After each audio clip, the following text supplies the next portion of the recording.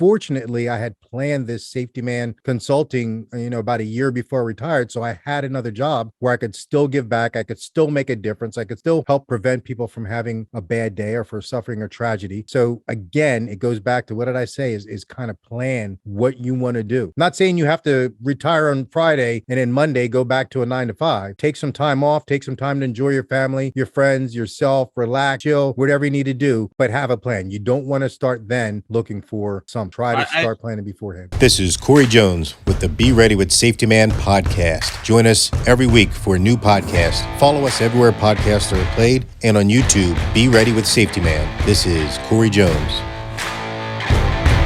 Welcome back, ladies and gentlemen, boys and girls. Welcome to the Safety Man podcast. I am your co-host, Anthony DeHogie, and I'm here with the main man, Corey, the safety man himself. What's up, buddy? Yo, what's up, Hoagie? SafetyMan.co at SafetyMan.co on all social media. Like, follow, listen, share, subscribe. Let your friends know about all the good, fun information we got coming on here. So today on the podcast, I'm throwing something out that it's more of your side of the story here, but I have a couple questions going forward. I'm not there yet, but I know a lot of people are getting close to that point, or maybe just making the transition. Corey, I know you are retired from police work. A couple questions, I guess, going on. Like, the first question is, what should people expect going in retirement? Like maybe what's something that you didn't expect, or we can kind of dive into it from there, but what should people expect going into the retirement world from police work? First thing, plan it. Plan your retirement. Those last 3 years went really fast for me. I can remember saying, I got 3 years left. I got 3 years left. And next thing you know, I had 3 weeks left. So plan that retirement. Get some hobbies. If you're going to need to work, start getting that resume built. There's lots of professional organizations. The state will help you do some retirement planning as far as your financial side of it. The FOP, the PBA, they offer some counseling services that can help get your finances straight. Make sure you get your health care. Make sure you get all your paperwork done, your pension, and all that stuff so it can be seamless. Okay. I stopped getting paid direct deposit from the agency every 2 weeks, but that 1 month later, the state of New Jersey Division of Pensions and Benefits direct deposited my pension check right into my account without missing a beat. So they are really good to go. Healthcare kicked in without missing a beat right there. We were good to go. So those are some of the things I could expect because I had some good guidance and people telling me what to do. Here's what I didn't expect. I didn't know that I was actually really going to miss the job. Right? Here's what I've heard people. I've asked a million people, like, what do you miss? People tell me not so much they miss the job, but they miss the working with the people, working with their coworkers. They miss that part of the job. Yeah. Is that correct to say, I guess, that you missed working with a group of guys and girls? That's what they tell me. They said, I don't miss all the BS, but they're like, I miss working with my friends and coworkers and stuff. Yeah. Well, you're going to find this, you'll appreciate this, but it's kind of a little bit counter to that. There's some of the people that I miss, quite frankly. There's some of the people that I'm like, if I don't have to see this person again, I'm good. I don't miss that person. I actually, because I was a supervisor, I actually missed the responsibility. I missed feeling that I was important. Now I know I'm important. You're still important. You're important to me, Corey. You're important. Thank you. I know. But I think you can kind of get it when you get to, a call for service, when people are looking to you to help fix it. That's kind of why we joined up, right? That's kind of why we signed up, to help people having a bad day or to keep people from having a bad day. And when I got the calls, I was in charge of the call, the whole town, police, fire, EMS. I was the man. And when all of a sudden that was gone, there was definitely a hole there. There was definitely a hole there. So psychologically, I did definitely miss that. Fortunately, I had planned this safety man consulting, about a year before I retired. So I had another job where I could still give back. I could still make a difference. I could still help prevent people from having a bad day or for suffering a tragedy. So again, it goes back to what did I say is kind of plan what you want to do. I'm not saying you have to retire on Friday and then Monday go back to a 9 to 5. Take some time off, take some time to enjoy your family, your friends, yourself, relax, chill, whatever you need to do, but have a plan. You don't want to start then looking for some. Try to start planning beforehand. I've seen some guys retire, and I think the mentality, obviously as police officers, we have huge egos. And I think one of the shockers that I've seen other people kind of deal with is that they think, I'm a police officer, I can just get any job and go do anything. And they think they can just walk into anything. And they're going to realize, one, there's a lot of people that like police, but there's a lot of people that don't, and they don't want to work with police. So they have to realize that they're not just going to just walk in, and your skills of like handling situations and carrying firearms doesn't naturally apply to like some kind of sales job, right? Like, yeah, you might be a people person, but the way you handle things and they want you to sell stuff might be different. There's a whole bunch of different avenues of jobs out there that police think they could just walk into, and that's not going to be possibly the case for a lot of people. And then the other thing I think that a lot of officers, from talking to them, they're not used to, like you said, you're kind of in charge, you're kind of the man out there, right? And now you're going to a job where you got a bunch of like 25-year-olds telling you what to do. So, if you're going to be going into some kind of new field, you got to expect that you're going to be the low man or low woman on the totem pole there, and that, you're not going to be, if you were tired up here with this seniority and stuff, you're starting over again. So I think people kind of got to realize they're not going to just walk into any job. They're not going to just get offered, $250,000 to go do something fun. It's probably going to be starting at the bottom again. Yeah, exactly. You got to be able to check that ego at the door. That was a good word that you said there, because you got to be a type A person to be a police officer, be an effective police officer. Not cocky, but you do have to be assertive. You do have to come in, take control of the situation, find the best avenue to safe it, and then find the best avenue to get those people involved in it, the help that they need. But not every job is like that. Some jobs require, like Anthony alluded to, a finer, a softer touch, or a different way of doing things. And our way does not fit in the customer service model of a lot of companies. A lot of companies, the customer is always right. In law enforcement, the law is always right. I mean, the law is the law. It's written.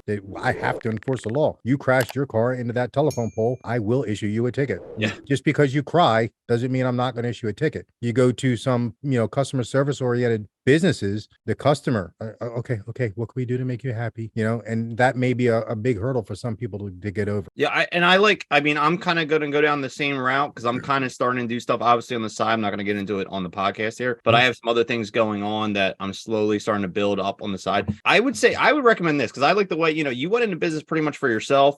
Here's what I would, offer to people is that if you can, right? I mean, you're going to have that base pension check coming in every month. It should be, if you financially spend those 20 or 25 years getting your stuff in line before you retire, get your mortgages squared away, get your car payments underlined, and figure out what you can do. I mean, I don't want to use the word gamble, but you can gamble on yourself, right? Like you can invest in yourself. Like if you have a hobby or something you really want to go to the next level and really try to work it out, here's your chance, because at the end of the day, if it doesn't work, I still have that pension check coming in. It's still going to cover my bills, still going to take care of this. And now you have the chance of doing what you love to do or what you want to do. Yeah. Instead of going to work some crappy job because now you have to.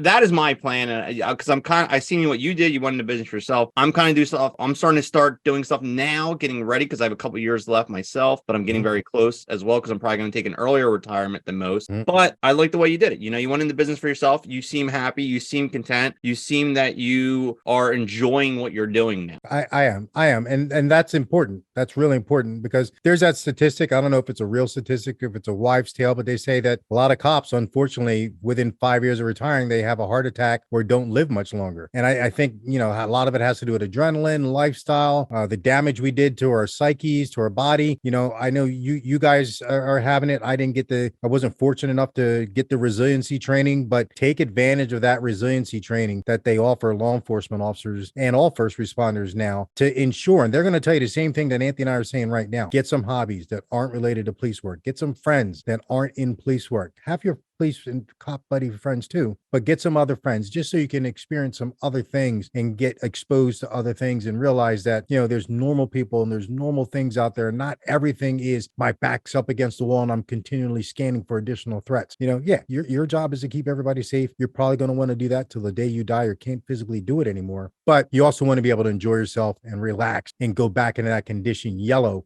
for a little while, not condition orange all the time where I'm looking for threat. And I think you did it the right way, where you started planning out, you said a year or two beforehand. So now your body was already getting used to trying to do these other things. I think what happens is, these guys and girls, they do something for 20, 25 years, and then all of a sudden they stop, and now they're doing something completely different, and they're jumping right into something new, and their body's like, but if you've already started transitioning into that for a couple of years, your body's going to get used to going to the range more like you're doing or doing something more. So now it's like, okay, I stopped doing this as much, but I'm still doing this a little more. So it's a smoother transition, from one to the other. And I think a lot of times too is the other thing that hurts guys and girls is that they went from being active and then all of a sudden they're like, I'm just going to sit back and be Joey Six-Pack and just drink beers and go, fishing and watch TV all day. And then their body's like, all right, you're done, and they have the heart attack and die because their body thinks they're just over, And I mean, I'm going to be retiring in my 40s, some guys early 50s, you still got 40 years to go in your life. So, you have on average, if you're going to be, trying to stay healthy. So I think that if you think you're just going to hang it up at 48 years old and do nothing for 40 years, your body's going to go, all right, you're useless. We're going to shut it down. Yeah. So plan ahead, talk to people that are in your shoes, go to a couple FOP meetings, PBA meetings, whatever your union is, talk to some of the guys and girls that have already retired and they're still hanging out, find out what transitions that they made, what was new, what was a shock. Like I said, for me, it was not feeling like I was important, not feeling like people needed me. And it's weird because the stress of having all these people come up and look to me and ask me for answers in an emergency situation was high. But I missed it when it was done. I missed it. I don't miss it anymore. I watch enough videos and I watch enough news, realize, I wouldn't want to be that boss. I wouldn't want to be that cop right now. But I still like to be involved. I still like to train the junior officers, still like being involved. Some of my jobs have me going out and training officers and firearms and other tactics of verbal de-escalation and resiliency, and bowler wrap and a couple other things to make police and citizens safer and more effective. So I still feel that I'm contributing to a safer society, which has always been my goal. Yeah, you definitely are. So, I mean, and you're doing stuff you want to do. So, yep. But we'll probably touch on this again as I get closer to retirement. We'll probably maybe do a part 2 in a couple of years or whatnot. But no, thanks, Corey. I like that advice, and I hope some other people listening. Again, other people listening, if you're watching, make sure first off that you subscribe to Corey's Safety Man podcast, and on top of that, make sure that you drop down some comments. Give us some ideas. Yeah. We've kind of created some of these episodes from your ideas that you've given us. So feel free to comment some ideas or things that have worked for you, and we'll explore those avenues as well. Yes. And I'd be remiss if I didn't say this. People talking about retirement, it can be a shock to the system. It can be an emotional letdown. It can cause you to have some thoughts that you wouldn't normally have. If you're having thoughts where you're thinking about hurting yourself, thinking about engaging in some negative behaviors, contact either the resiliency officer in your agency. Every agency in New Jersey has a resiliency officer. Contact 888 Cop to Cop, where you can contact Resilient Minds on the front lines. They have people that can come and get you assistance immediately. That's okay. If it's so bad, if it's something with substance abuse, alcohol, or you feel like you're going to hurt yourself, we will get you assistance immediately. We will not even hang up the phone until somebody knocks on your door and is holding your hand, getting you assistance. So you can contact your agency resiliency officer. You can contact 888 Cop to Cop. You can contact Resilient Minds on the front lines. We will get you assistance immediately. I like that. So stay safe and, thanks, everyone. And be ready. Be ready. All right, guys and girls, we'll see you on the next one. Peace. Indeed.